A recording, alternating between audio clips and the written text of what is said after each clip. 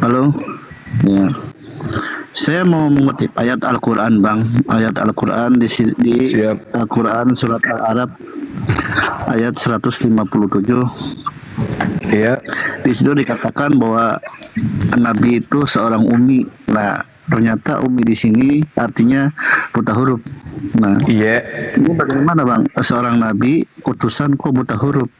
Kalau seandainya buta huruf, terus bagaimana menjelaskan Al-Quran ini, kitab Al-Quran ini yang tebalnya 30 juz? Ini gimana ini, Bang? Gimana menjelaskan Al-Quran yang 30 juz ini? Tapi buktinya dijelaskan nggak sama dia, Bang? Nah, itu yang saya jadi pertanyaan. Seorang buta huruf kok bisa menjelaskan Al-Quran? Nah, itu yang saya pertanyakan di sini, Bang. Iya. Kan seorang buta huruf ini di sini digelari 4 gelar: amanah, fatona, sidik, dan tablik. Cerdas. Oke. Kok seorang buta huruf digelari seorang cerdas? Ini gimana ini, Kang? Iya. Oke, baik. Jadi Anda mengatakan bahwa Nabi Muhammad bagaimana bisa menjelaskan Al-Quran sementara dia buta huruf. Nah, saya pun juga kalau seperti Anda jadi heran juga saya. Tapi pada faktanya dia mampu mengurai Al-Quran.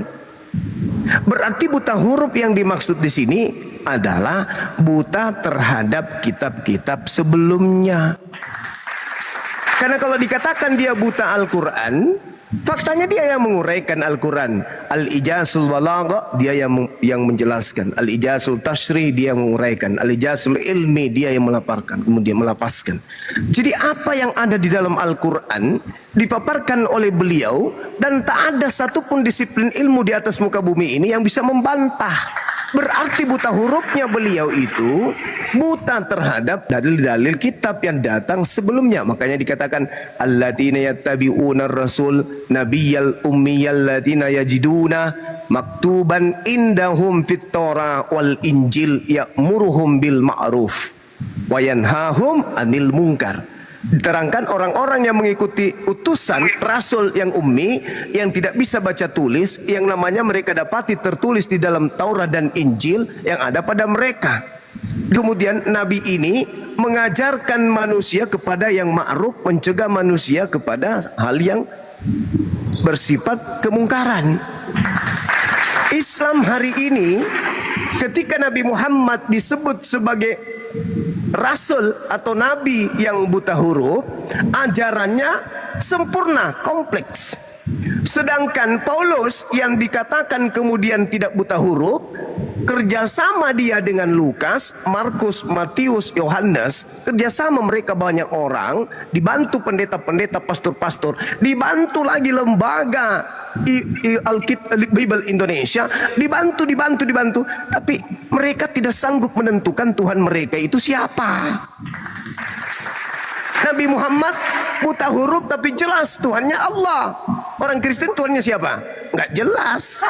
Padahal di situ ada Yesus katanya, di situ ada Paulus, ada Lukas, ada Markus, banyak sekali. Katanya mereka orang-orang terpelajar, bahkan mengaku sebagai anak-anak Tuhan. Tapi untuk menentukan siapa Tuhan yang ahad itu, mereka nggak bisa sampai hari ini. Bingung.